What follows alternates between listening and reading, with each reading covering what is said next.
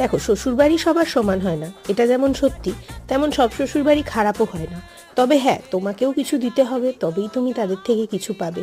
তবে আমি কতটুকু দিতে পেরেছি জানি না, পরিবর্তে পেয়েছি অনেকখানি। আজকে তোমরা যে ভিডিওটা দেখছো, এটা কিন্তু আমার 7 মাস বা 9 মাসের স্বাদ নয়।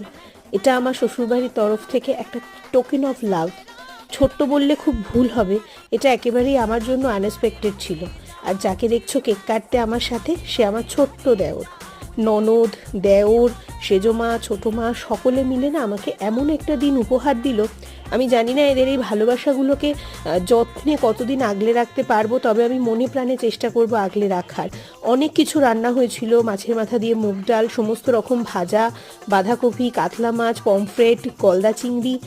রান্না তো গেল, এই যে ভালোবাসাগুলো, এগুলো না এত কাছের, বড্ড জড়িয়ে রাখে।